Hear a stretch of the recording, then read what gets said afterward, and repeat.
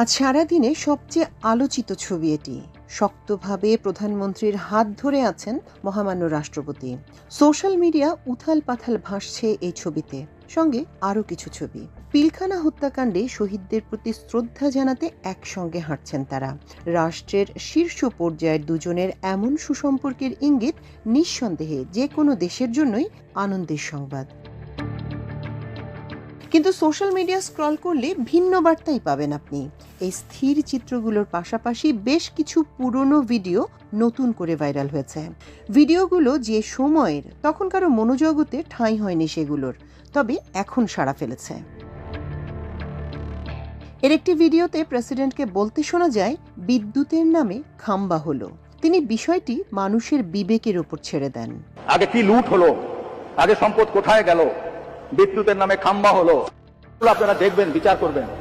আমি আপনাদেরকে প্রভোগ করব না, আপনাদের বিবেকের উপর ছেড়ে দেব, আপনাদের বিবেক দ্বারা বিবেচনা করবেন। আরেকটি ভিডিওতে প্রেসিডেন্টকে আফসোস করতে শোনা যায়, তিনি ক্ষমতাচ্যুত প্রধানমন্ত্রী শেখ হাসিনার চরণের ধুলো পাননি।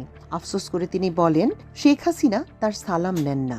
গত 3 মাস ধরে মাননীয় প্রধানমন্ত্রীকে সালাম করতে গেলে উনি আমার সালাম নিতেন না। তা আমি দেখতাম যে ওনার চরণের ধুলো আমি পাই না।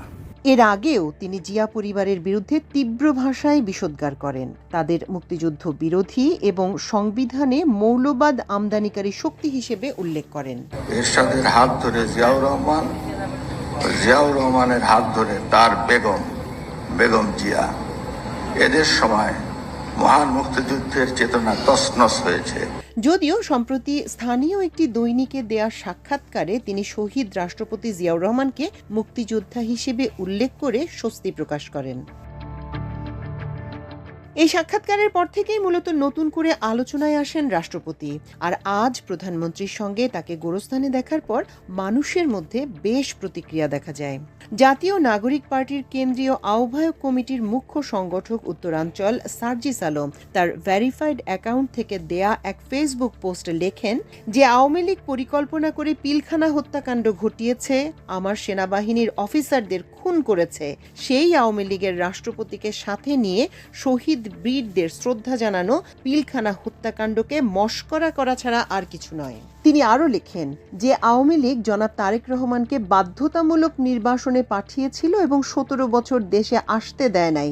বেগম জিয়াকে মিথ্যা মামলায় জেলে রেখেছিল, তার শরীরকে বিষাক্ত করে তুলেছিল, হাজার হাজার বিএনপি নেতাকর্মীকে নির্যাতন করেছিল, ঘরে থাকতে দেয় নাই।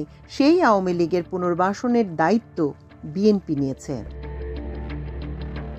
বিএনপির স্থানীয় পর্যায়ের নেতাকর্মীরা মনে রাখবেন, সময়ের পরিক্রমায় আপনারা যদি আবার আওয়ামী লীগের দ্বারা নির্যাতিত নিপীড়িত হন, তাহলে তার দায় আপনাদের নেতা জনাব তারেক রহমানকে নিতে হবে।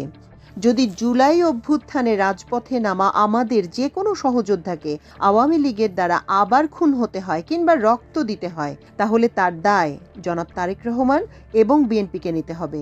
জনাব তারেক রহমানকে আজকের এই পদক্ষেপের জন্য ধিক্কার জানাই।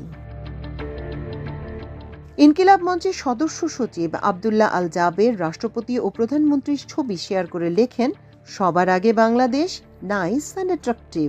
আর্ট শিহাব নামে এক ফেসবুক ব্যবহারকারী একই ছবি শেয়ার দিয়ে লেখেন, he has a plan, nice and attractive. একই ছবি শেয়ার দিয়ে SF সাইফ মোস্তফা নামে আরেক ফেসবুক ব্যবহারকারী লেখেন, তারেক রহমান জানেন কি 1400+ লাশের উপর দাঁড়িয়ে খুনি গণহত্যাকারীর পুনর্বাসনকারী আপনি। মাল্টিমিডিয়া ডেস্ক, আমার দেশ।